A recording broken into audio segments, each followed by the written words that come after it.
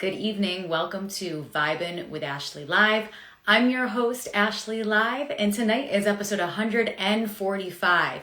I am bringing back the incredible singer, songwriter, and multi-instrumentalist Bradley Sinclair from Nashville. So he started to teach himself instruments at a very young age, and in 2021, he was on season 20 of NBC's hit show The Voice, Team Nick Jonas. In January, Bradley released his latest single, Every Love Song Metaphor. So guys, if you're in the room right now, when was the first time that you heard Bradley sing? Let me know in the comments. And where's everybody tuning in from? Good evening, good evening. Hello, hello. How's it going?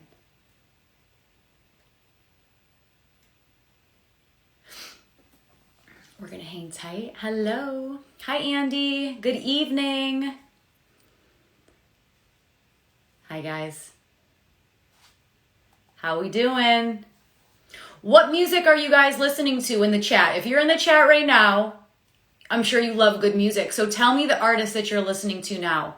Love to share the music that we're listening to. And also, if you guys need new music to listen to, please go through these episodes. This is 145. I have interviewed so many incredible musicians. Some of these musicians have been on my show 2 or 3 different times. So go back in my interviews and check out my incredible musicians. And Bradley's in the house, so I'm going to bring him on in. Let's do it.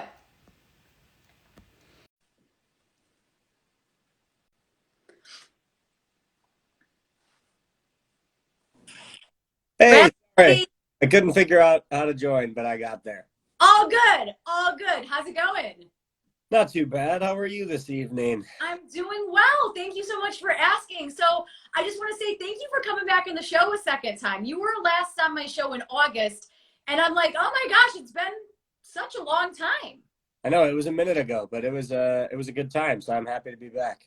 Awesome. Thanks so much for coming back. And actually, I don't know if you remember, but when you were on my show the last time, you actually premiered Every Love Song Metaphor on my show.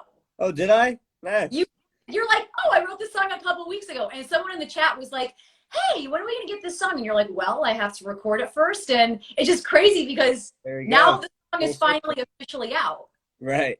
Yeah, well, that's pretty crazy. I don't even think I remembered that happened, but that's pretty cool. I probably had just written it if it was August. We would have just started writing it. Yeah, that makes sense. Yeah, because you did one song and then you did the second one. You're like, yep, I just wrote the song, not released, just something I wanted to premiere. And I was like, okay, let's do it. And here we are a couple months later and it's all out. So yeah, awesome. Congrats on the song. The song is absolutely amazing. Thank Talking you. about the inspiration behind it.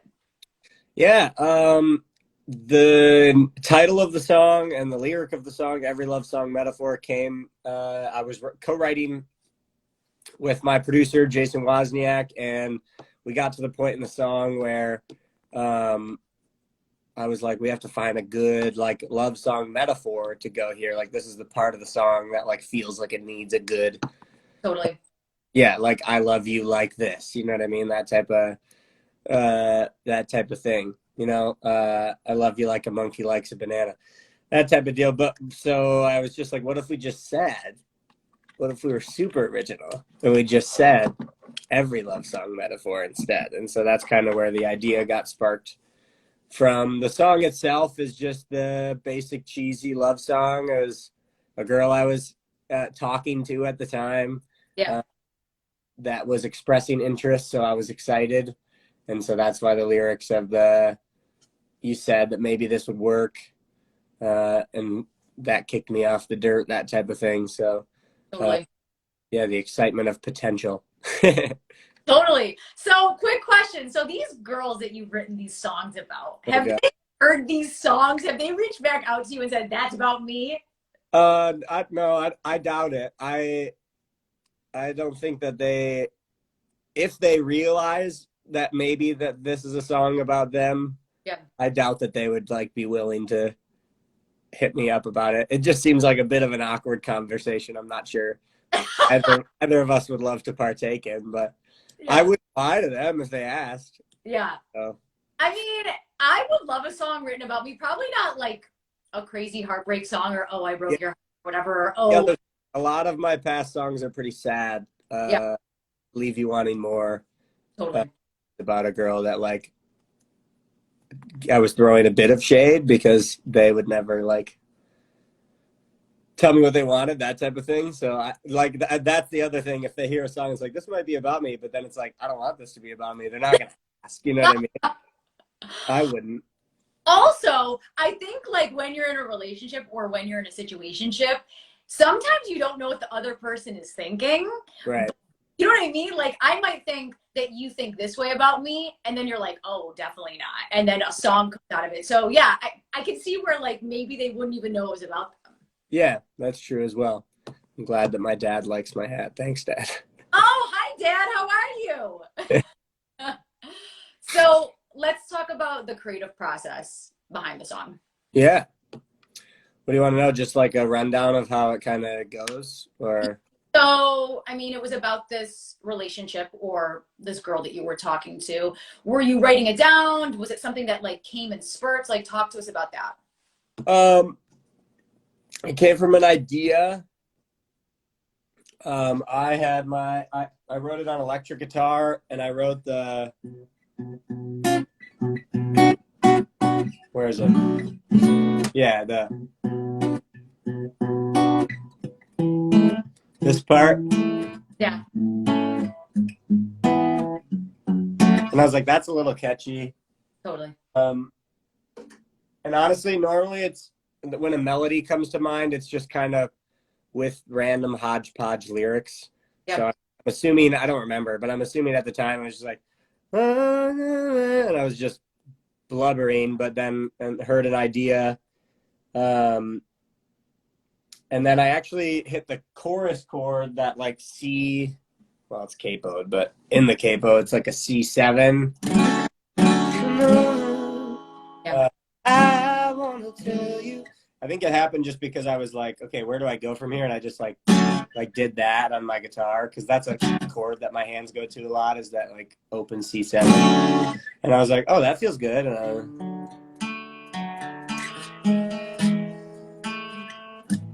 I was like, okay, then I could fall down from there. So musically, that's kind of how it went. But I brought like a verse and a chorus to Jason when we started writing it together. But I liked I had a melody of the chorus. I want to tell you, I would never change this melody. And I was like, that sounds cool. Yeah. I think that's actually the first two were all I had was I want to tell you that I would change this melody and I want to love you endlessly. And then we kind of wrote the rest of it together, and we were trying to find a bridge. And I was like, well, what if we didn't do a bridge and we just did like a jammy outro? So that's where the thing at the end comes in, with like little guitar riffs and stuff. But yeah, so we normally write it first, and if I'm writing with Jason, it's nice because he's my producer as well. So we're at his studio, and we just kind of track a demo like as we're writing it. Yep. Then it's nice to like listen back, and if we want to change junk, then we can after we've like listened to it in context a bit more. Right. So that's definitely nice to have that option. And so then we revised it a few times, and then we went in. This one was pretty spread out with like how we recorded it. Sometimes like this spring, I'm going to put out I'm going to record this spring, but this summer I'm going to put out an EP. And when we record the EP this spring, we're going to do like a intensive recording week of like, I'm going to bring in the guys that are going to play on it, and like 8 hours a day or whatever, 6-8 hours a day, we'll actually be like tracking the tunes. This one was pretty spread out, which is the benefit of me living in Nashville now by him, is we can kind of take our time with it. So like for one day for a few hours, and we messed around and found guitar stuff, and then another day we found other things, tracked vocals on one day. It's always, it is important to track vocals on one day, believe it or not, because your voice can sound very different one day from another day. Even if it's the tiniest bit, it's pretty noticeable when it's in high-end recording. But Yeah, and then record it, and then we went to do drums. Well, I guess drums would have been kind of towards the beginning. My friend Aaron Crack plays the drums on most of my stuff, and he has his own drum studio, so we go there. He tracks drums while we're there with inspiration and whatnot, and then he also mixes the tune, so at the end he gets it back, mixes it all, send it off to mastering, guy named Mike Cervantes.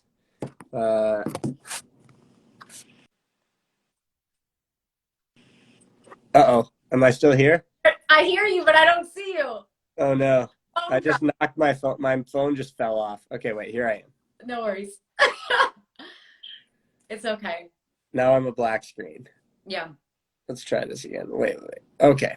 There you are. We did it. Sorry, my phone just tipped over. I don't know how that happened. No, it's okay. No.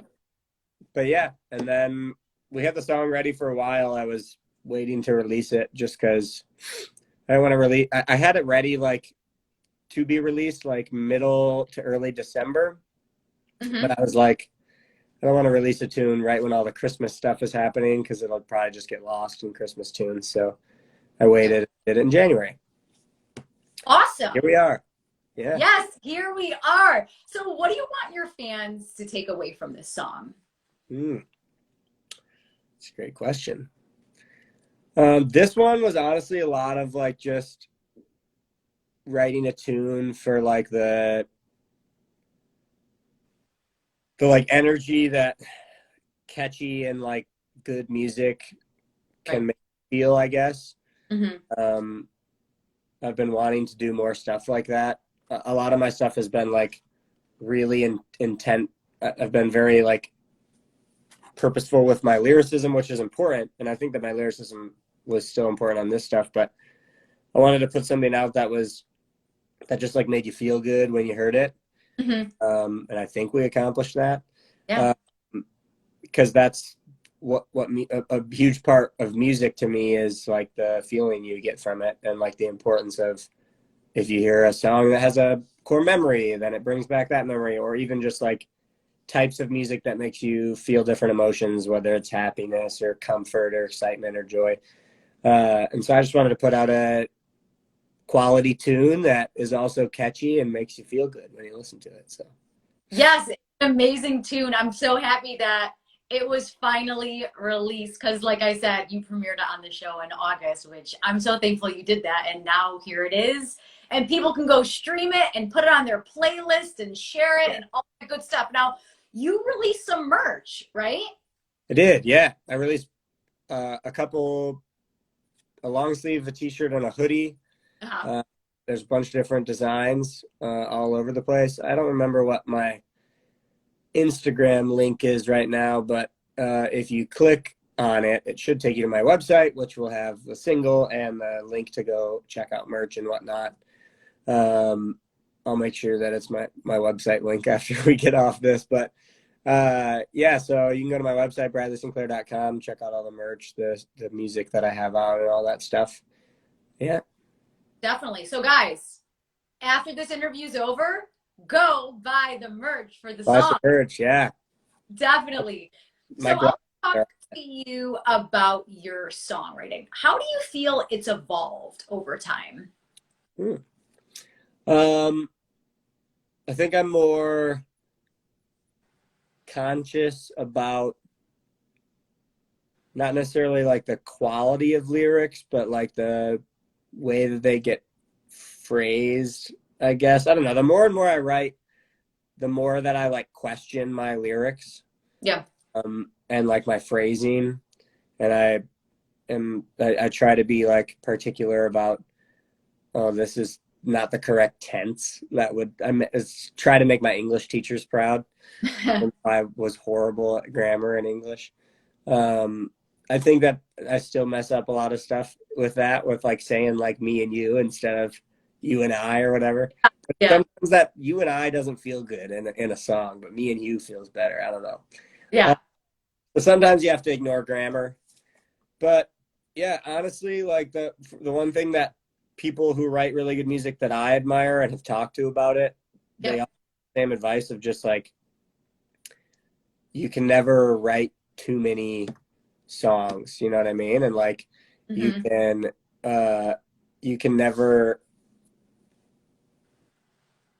throwing things out is more acceptable, that even though it's really hard, like it sucks to do, it hurts a little bit. Like it's important to like throw out stuff that's bad. And so like growing in that ability to be able to like tell myself this isn't good, let's change it or completely crash it. But yeah, just repetition. I've definitely been getting better recently at writing more often. That's something I've grown in for sure. Doing it. Sitting down, forcing yourself to do it even if you're not feeling super creative. Totally. So how often do you songwrite? A lot now. I started doing this little side gig for this company called Songfinch. Cool.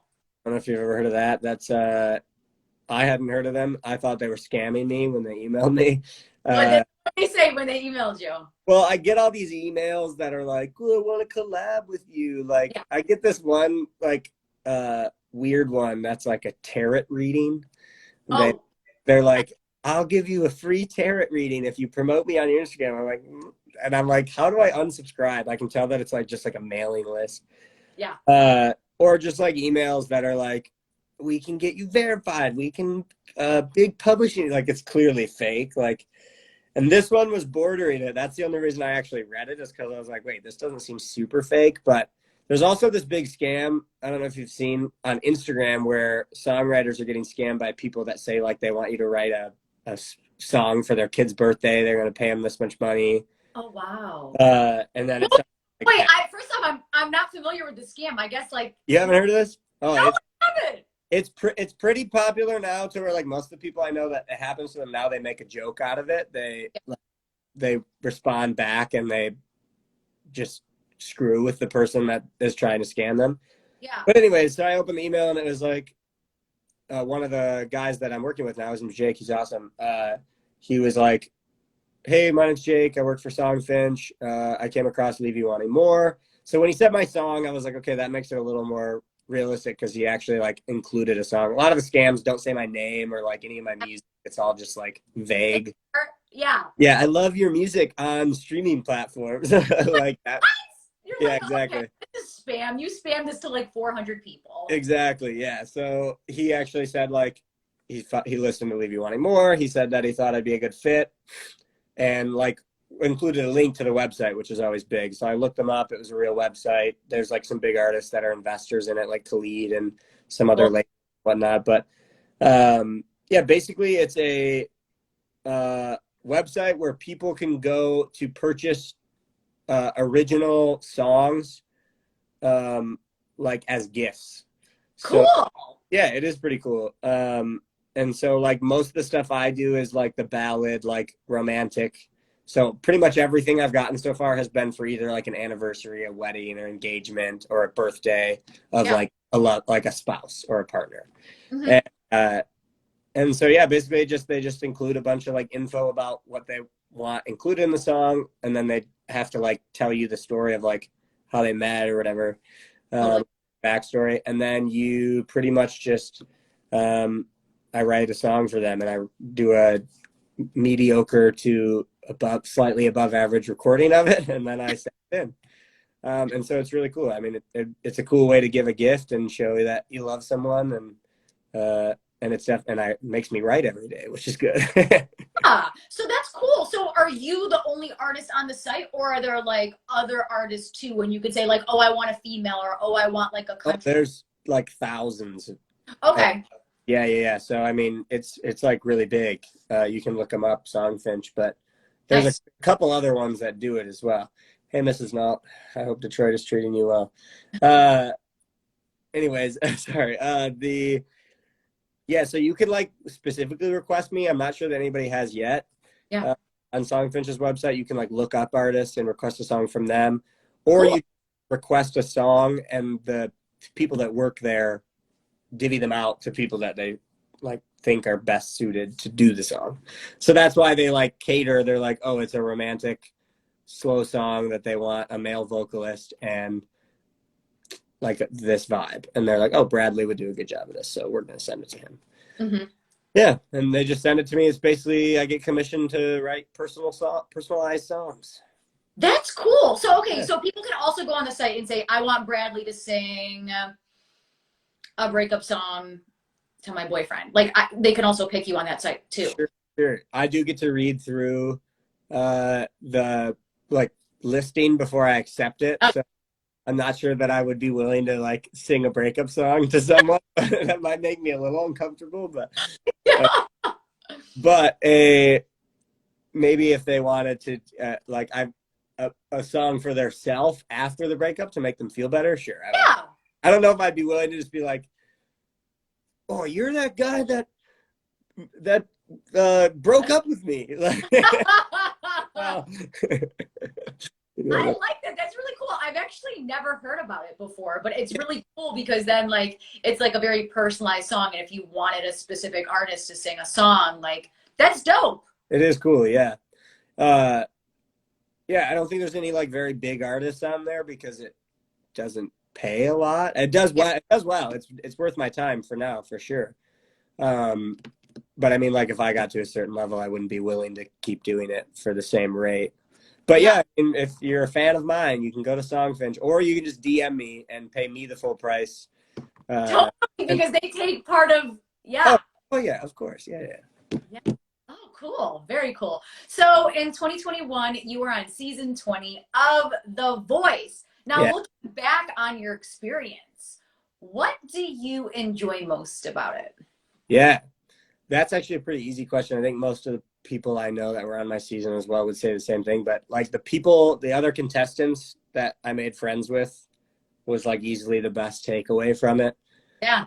I mean, created lifelong friends that have already like seen each other lots and did like we're planning another reunion this spring or this summer, I mean, with a lot of the people that I became close with. So definitely the artists and the people that I got to become friends with and work with and create a bond with, that was the highlight. Yeah. Very cool. So was there a song that you wanted to sing on the show, but you didn't get a chance to? Yes. Yeah. My dream audition song would have actually been Me and Mrs. Jones. Yeah. In the style that Michael Bublé does it. Right. I love that tune. It's actually pretty funny. All of my audition tunes were jazz big band stuff. Right. So I did like 2 Michael Bublé hits. I did a Frank song, and then I sang a Justin Timberlake song. One called "Push Your Love Girl," which is pop, but definitely Great song. Yeah, great song. Yes. Influenced by the big band jazz genre for sure. Yeah. So I would have loved to do Me and Mrs. Jones.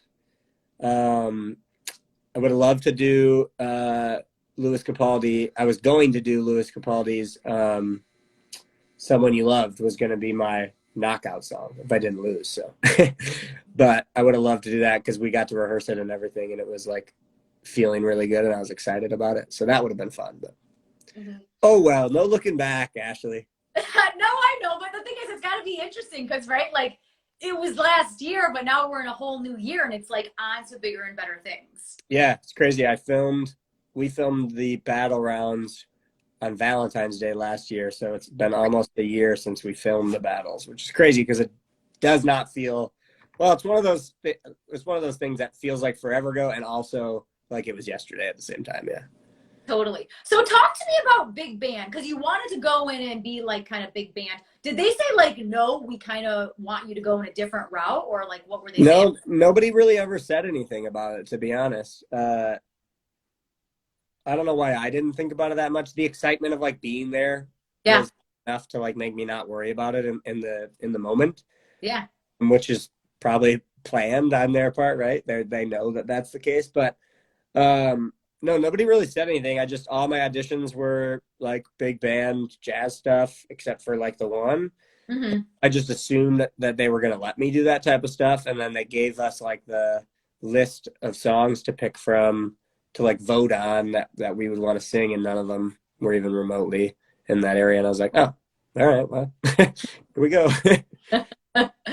And what is it that you love most about big band music, like the Michael Bublé and like all that kind of stuff? Yeah, I think that there's nothing in the music world that compares to the authenticity of jazz. Yep, Uh, I think that it's like music at its most stripped down core, like totally. that being, I mean, other than maybe like classical era, like of Hmm. before there was modern day instruments, but in the modern day instrumentation, I would say that jazz is probably the most like authentic thing of music, and I think that uh, the music industry is so like flooded with clutter. Like when you listen to any type of pop song or anything now, it's just like it's so planned out for like we're gonna make this song because these people are gonna like it, and you know what I mean, everything's catered to a way, and I think that jazz music is uh just like truly music. Like it's art. It's like the form uh of just like expressing a feeling throughout music, you know what I mean, without it of like covering up with anything else. And that's not to say that anything's wrong with the way music has progressed, because it always happens and it always will, but I Hmm. enjoy jazz because it just feels like you're not putting any shield, everything's very raw, like you're hearing everything as it's supposed to be. uh, Totally. yeah. Yeah. So what jazz artists and groups and songs are you into? Yeah, the Rat Pack is my number one. Hmm. Those three guys are the kings of it all. Ella Fitzgerald, the queen on that end. So yeah, if you don't know the Rat Pack, I know you probably do, but for people watching, Dean Martin, Sammy Davis Jr., Frank Sinatra. Yeah. Um, love those guys. There's a guy named Chet Baker who I Hmm. love, the trumpet player that also sings like Louis, but the opposite voice of Louis. He's a Yeah. high pitched, almost like childlike sounding singer, but super smooth. Love Michael Bublé. Um, some of the newer people, like there's a band called Snarky Puppy, which actually doesn't have vocalists, but they're like progressive jazz, which is like really intense. A Yeah. lot of different stuff flowing through it. Snarky Puppy is Mhm. probably my favorite modern jazz groups. Yeah, and I mean honestly, I get inspired by like friends of mine too. Like I have a lot of friends in the jazz world just from playing shows and hiring them for gigs that we've become friends with. And my one of my best friends is and the guy that leads the band every time I do a jazz show is Sam Corey. He's a phenomenal saxophone player, and he also plays the upright bass. Um, so people around me are also really inspiring with jazz. Yes, love it so much. So let's go back to the voice. If you could sing a song with your coach, Nick Jonas, Mm. what song would you want to sing with him and why? He has a song on one of his older albums. Full disclosure, I didn't listen to a lick of Nick Jonas before going on the show. Uh, I mean, other than like the Jonas Brothers, and then like the really popular stuff that was played for me without my permission, like Jealous. And uh, but then when I got on his team, I was like, I should probably learn his music just in case something happens. So I was like ripping through his albums and putting them on repeat. But he has a song that's really catchy, which is the opposite of jazz. It's very like catchy pop song, but it does its job. It makes me feel good, and I love the way it sounds. It's called Champagne Problems, Yeah. and it's really catchy, the chorus. I got champagne problems, only one way to solve them. That's the one.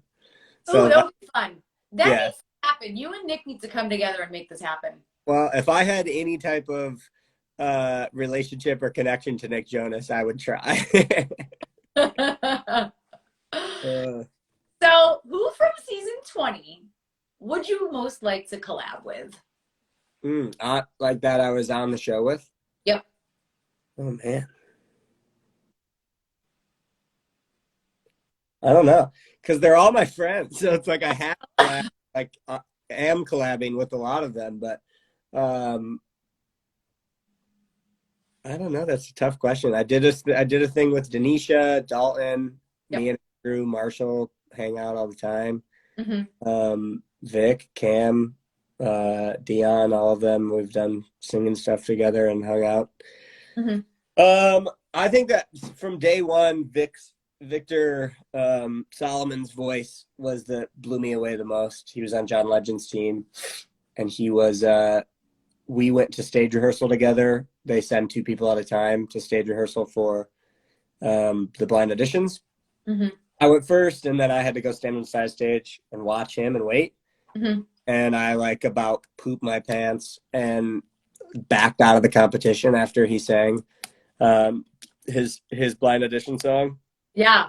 That's a core memory, like for sure. That's like a through and through core memory of me standing there. And like, as soon as he started singing, he did Glory by John Legend. And as soon as he started, I was like, who is this guy? And like the whole bus ride back, I was like, bro, you're insane. I was like, dude, you're so good. And then we became like super close throughout the show. Now he's one of my best friends. But I'd like to do a song with Vic. We're gonna get one. We'll do one. Well, yeah, Victor. I don't know about a studio tune, but we'll try. But we'll definitely put some video out or something. That would be cool, because you have told me that story before. Because when I said what was one of like the most memorable times, yeah, probably, we went rehearsal together, and like I was sitting side stage, and I heard him sing, and I was completely blown away. And I was like, that's got to be so cool to witness your friends and the other people in the competition and be like, oh my gosh, I'm up against him, but then we're all good friends, like, yeah, you know what I mean? And then you're like, oh, this is the competition. For sure. Yeah, it is weird, but I think everybody took the mindset that like we weren't necessarily up against each other. We were up against like the people that were making decisions. You know what I mean? Like when we lost, we weren't ever like mad at the person that we lost to. It was like we were mad at the man. You know what I mean? Totally. And that's the thing, is like everybody is so amazing on that show. And it's like you never know who could get the most votes. Like, I mean, everybody that even has a chance to audition for a show like that. Like, as you know, there are people that don't even get to the blind auditions because they're still in the back room waiting. And it's like, oh yeah, all the team's filled up. It's like, maybe you should try out next year. Yep. It's tough. Totally. Yeah, it's a lot of competition. So what was the most, like, the pivotal moment in your life when you knew that you wanted to do music? Yeah. That was a faith thing. That was definitely like a God moment. I felt like he was guiding me in that path and telling me to do that. Yeah. Post high school, I didn't know what I wanted to do. I knew that I was gifted in music and in singing, and obviously like all the high school choir teachers and whatnot were telling me I have to go into music, or I have to go to a music school or audition for musical theater schools and all that junk. And I was like, I don't want to go. I don't want to do that. Mm-hmm. And I took a year. I did a thing called YWAM, which is Youth with a Mission, in Australia. Cool. Yeah. So it was school. So I have like some sort of college, like a college certificate from the University of Nations. Put that on my resume. And yeah, just over there, there was multiple occurrences that I felt like were God speaking to me that I needed to pursue music. So I did. Here we are. Awesome. So talk to me about that program. So you lived in Australia, right? Correct. Yeah. Cool. How long was the program for? 6 months. Mm-hmm. Of discipleship training school. So it's 3 months of school, and then 3 months of applied outreach. Yep. So you basically teach in churches afterwards and learn more with other leaders, like in different areas. We went to New Zealand and Indonesia and Papua New Guinea. Cool. Worked with other like YWAMs. We did like the generic like ministry things as well. We coached some soccer teams. I didn't do much of that. I don't know about soccer, but I stood there and helped. Yeah, but it was a really cool experience. Awesome. What does success mean to you? Mm. Success in the terms of my music career. The thing I always tell people is I want to do well enough to support a family.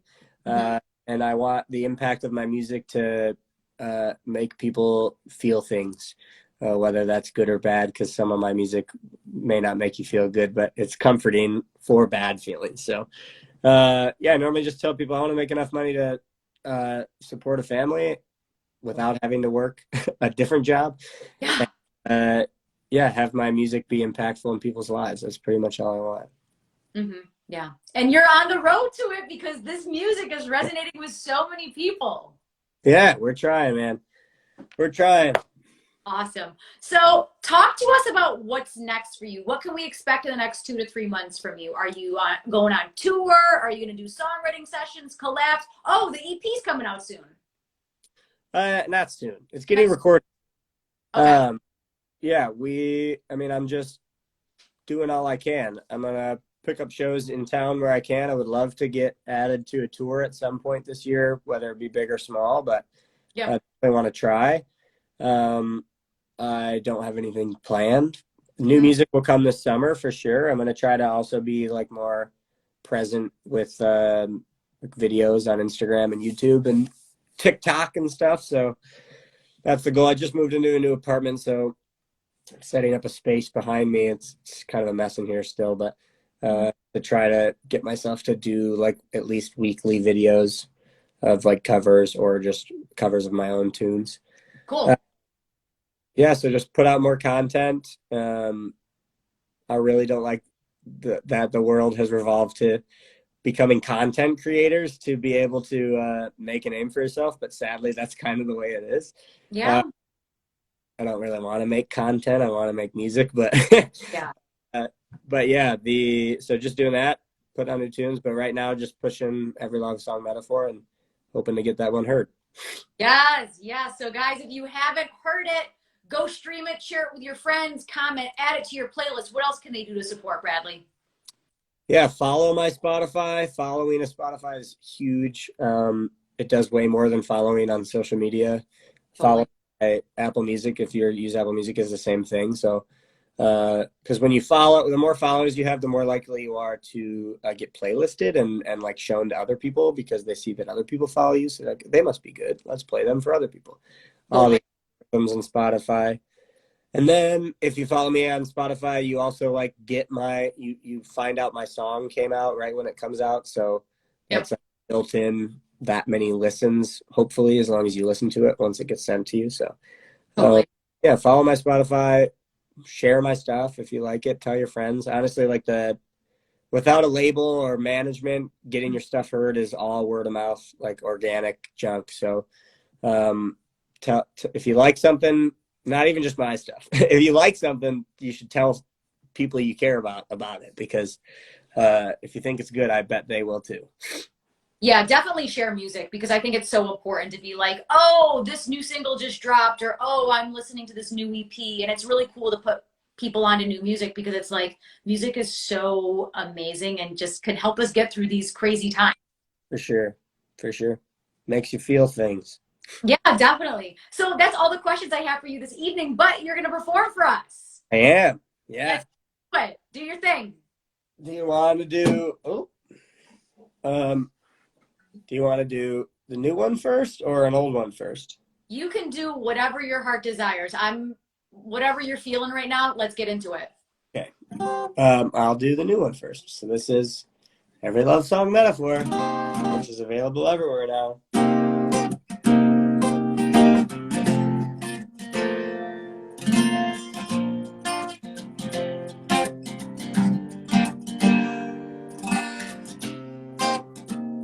Oh, I know that I have not found a way to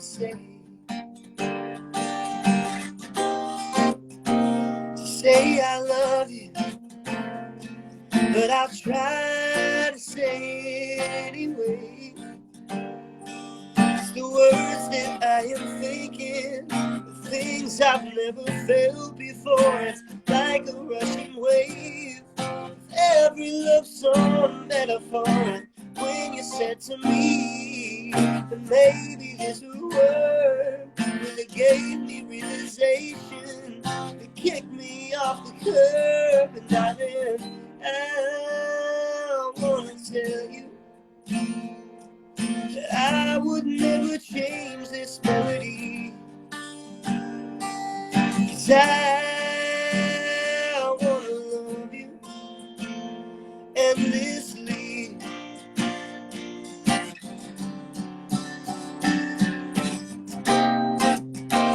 Oh, I know that you were not expecting this from me.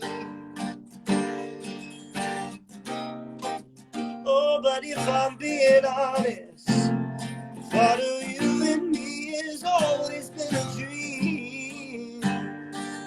It's been a lot of back and forth, there's been a lot I had ignored. Now I know that you're mine. Every love song metaphor when you said to me that maybe this would work, really gave me realization. Oh, kicked me off the curb, and darling, I wanna tell you that I would never change this melody, 'cause I wanna show you how much I'd love to keep your company. And I wanna hold you like no one has and no one would believe. I wanna love you endlessly.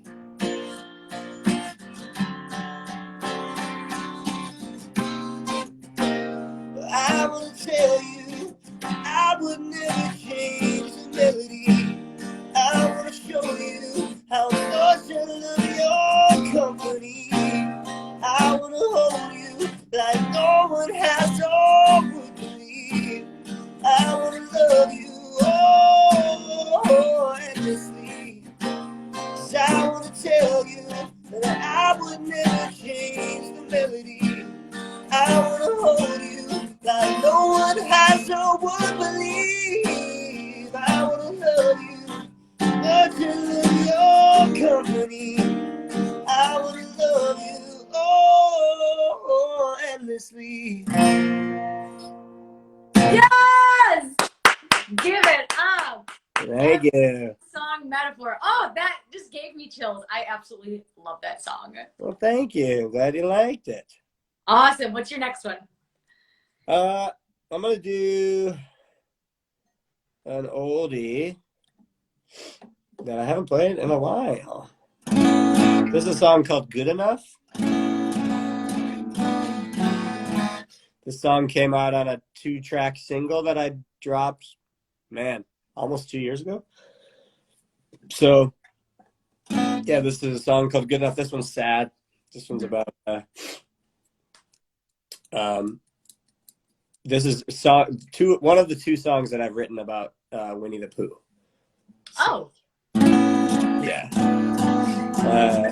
Winnie the Pooh articles, or comics, I guess. But anyways, this is Good Enough. Here it is.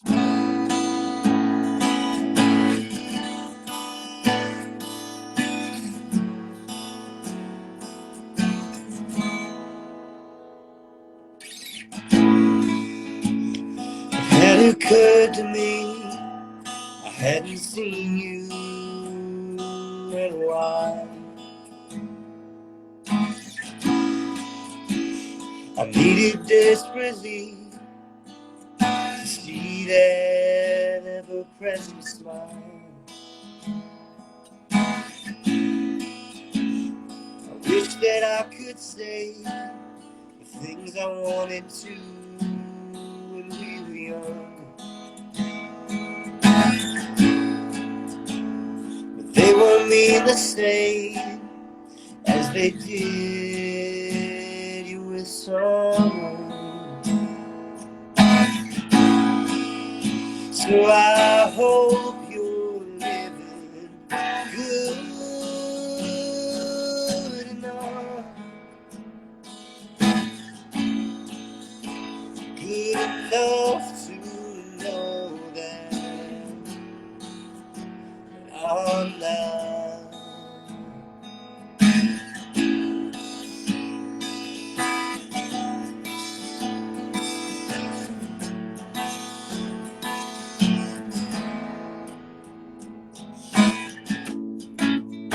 Oh, I've learned that time don't always heal. What's important is for you to find what's real. But I hope you're living good enough,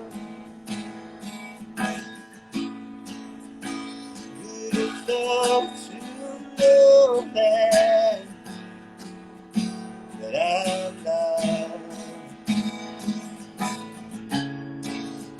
Oh, I hope you're living good enough, good enough to know that I'm not. So I hope you're living good enough, good enough to know that I'm not. Woo! Awesome. And thanks for going back and playing an oldie but goodie for us. No, I haven't played that tune in a while, actually. I need to get that back on my writer's round. Love that. Love that. I'm just going to go through some of these comments. April Lee says, so awesome. Jaden says, sounding good, Bradley. Yes, thank you. Thank you. Do you have some time for some questions for the audience? Sure, if all 9 of them have something. Beautiful. So guys, if you're in the chat right now and you have questions for Bradley, feel free to put them in the comment section below. Ask away, folks. What advice would you give to other songwriters? The same advice that's been given to me that's helped, which is just keep repetitively writing over and over and over and over. Every song that you have ever written that you thought was good, there's a better one somewhere. So keep writing until you find them. Definitely. Yeah. Where would you like to go post-COVID? Post-COVID. I would like to go to Spain this summer. I'm planning a trip, possibly. Nice. I became very good friends with a lot of foreign exchange students my sophomore year of high school. Mm-hmm. Stayed very good friends. So one of them was like one of my best friends. He's from Brazil, and I went and saw him after high school in Brazil. But we're planning on going to see one of our other friends in Spain this summer. So I don't know if it'll be post-COVID, but I'm going. COVID can't stop me anymore. No, you're going for it. Where in Spain are you going? She lives in Madrid. Cool. But we want to travel. We have another friend, Angel, who lives in Barcelona. Portugal is pretty close, and Bruno is from Brazil, which they speak Portuguese, so it'd be cool to go to Portugal with him. And then, I don't know, we looked up the other night, intercontinental flights in Europe are stupidly cheap. Yeah. Like, yeah. So cheap. So we were like, we can just fly places for a lot less than we thought. So who knows? We looked up a flight from Madrid to Frankfurt, Germany, because we have another friend in Germany that was $28 for a one-way ticket. And I was like, what? That's an Uber ride. I was like, that's crazy. I guess we're going to Germany now too. So awesome. Yeah, if flights in Europe stay the same price as a 1 a.m. Uber in Nashville, then we will go everywhere, because I've spent $68 on an Uber once in Nashville. Wait, you must have been going at prime time if it was $68. Yeah, it was prime time, but it was 3 miles. My house was 3 miles from downtown. What? It was at 1 a.m. and it cost $68. It was ridiculous. Was it like a holiday weekend? No, it was just like busy season, like spring of last year. It's like a year ago in the spring, and Ubers are stupidly expensive down here. Oh my God. They totally are. But the thing is, going back to Europe, is once you're like somewhere, like you're in Madrid, it's just so easy for you to get to other countries and cities. Like it's so it's so easy. It's like, boom, like 4 hours, you're in a different country. For sure, yeah. And we thought about doing like train travel because there's a lot of good train travel over there. But I mean, if flying is cheaper, I'm Yeah. gonna because it's way faster. And I've Why? always wanted to go to England just to say Yeah. London, so Totally.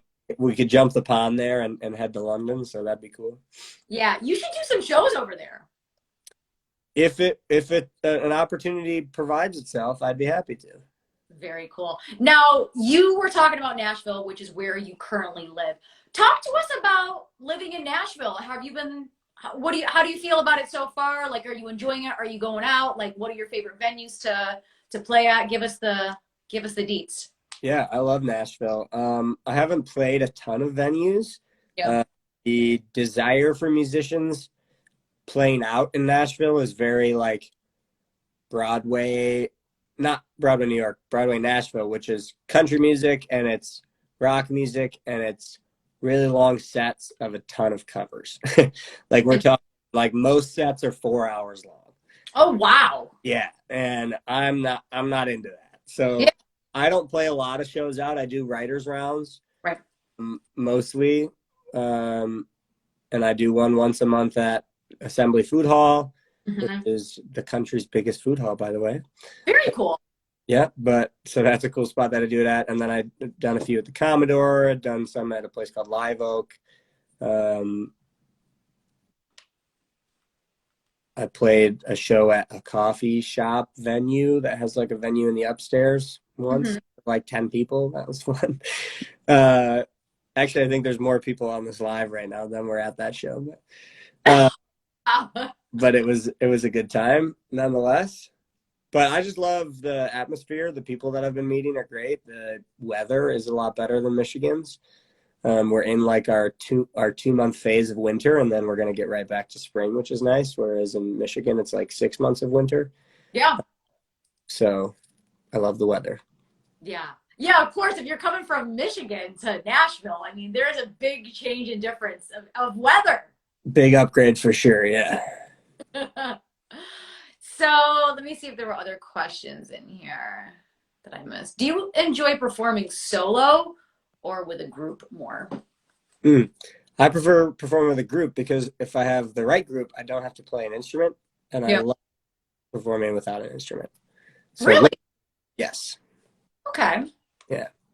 I much prefer to hold a microphone and like move around and stuff. That's part of it. I love doing my jazz stuff is because I don't have to play anything.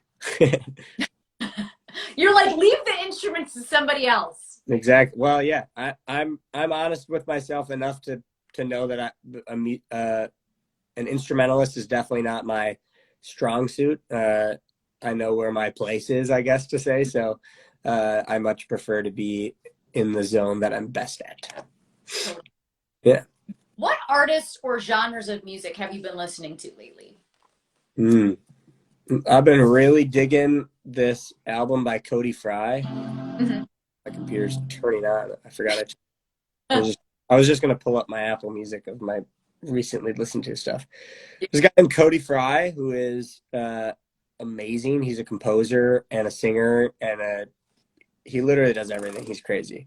He's won awards and he performed with symphonies and like philharmonics and all that junk, and he also puts out like really groovy like pop stuff that's also like crazy intricate.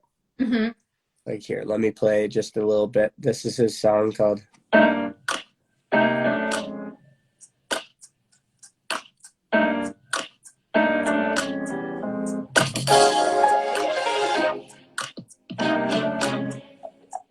like full symphony. Oh,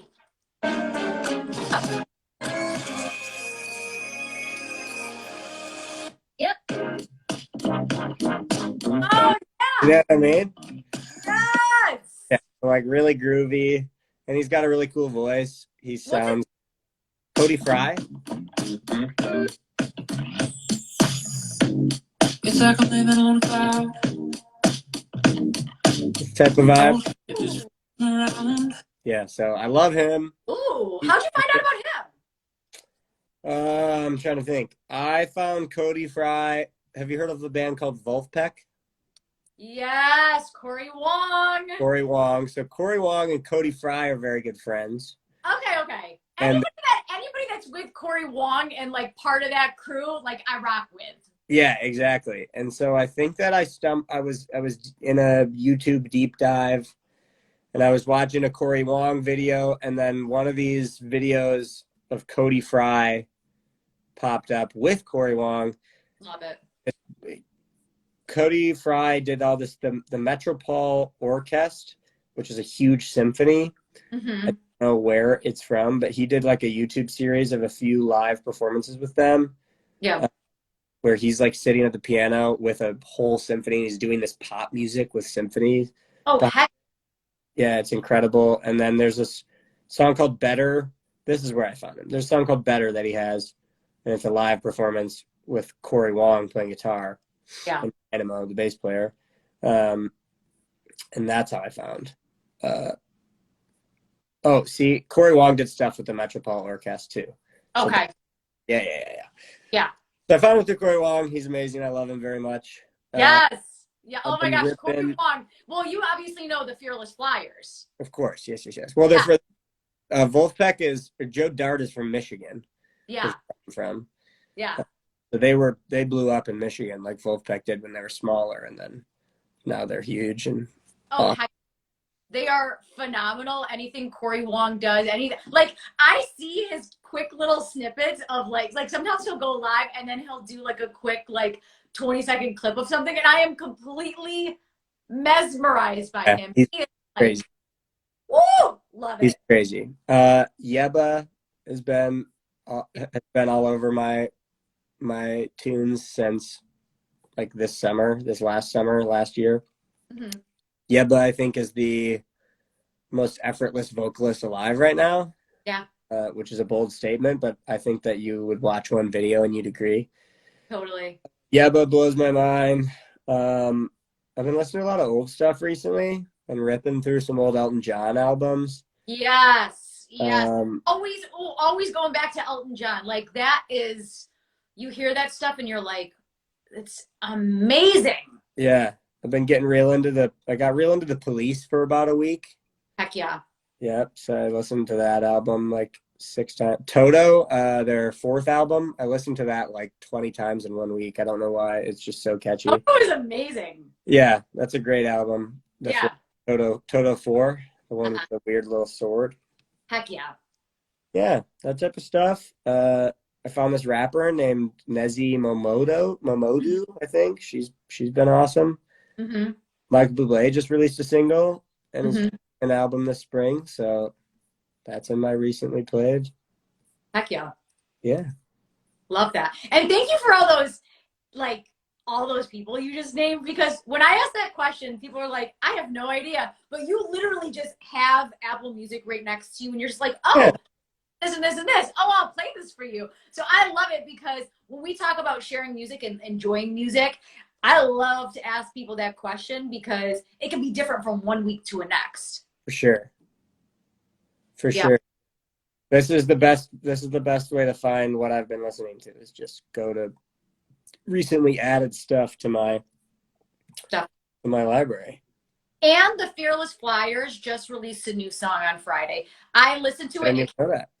It came up on my release radar, and I was like, I almost fell out of my chair because I was like, what? But then I was like, you know what? Everything that they release is just like on a whole nother level that I'm digging. Right. No, they released a single. Yeah, I forgot what it's called. It's something. It's like something. Patrol Acrobatique. That's the one. It's not something that easily rolls off your tongue. No, but it's not. It's sick. Only a minute and a half long, but I bet it's cool. Yeah. All right, and add it. Add it, and then let me know what you think about it. Which, I mean, I know you love good music, so I'm sure I'll like it if it's the Fearless Flyers. Anything with Nate Smith is gold. Heck yeah. So, Bradley, any final words for the room? Listen to every love song metaphor 25 times tonight. Put it I gave a tutorial on my Instagram page when it first came out of how to put your song on infinite repeat. So do that. Definitely. Play it. Yeah. And the merch. And buy some merch if you like the way it looks. It's got my glasses on it. Yeah. Heck yeah. Well, Bradley, thank you so much for coming back on the show, playing the song, talking about the song, and also sharing the music that you've been listening to recently, because that's always fun to talk about. You know what I mean? Of course. Yeah, it is fun. Thank you so much for having me, Ashley. It was a Of pleasure course. as always. Always. Feel free to come back anytime you want to push anything, anytime new music is coming out. Please come back. I love, love, love having you. Guys, if you don't already, please make sure to follow my guy, Bradley. Add the song to Spotify, Apple Music. Buy the merch, stream the music, share the music, and support in any way you can. And if you don't already, please make sure to follow me. I'm Ashley Live. This is Vibin with Ashley Live. If you love good music, keep following me. And if you want to support all good musicians, follow Bradley and all the other musicians that I've had on my show. Stay safe, guys. Support good music, and we'll see you next time. Good night. See ya.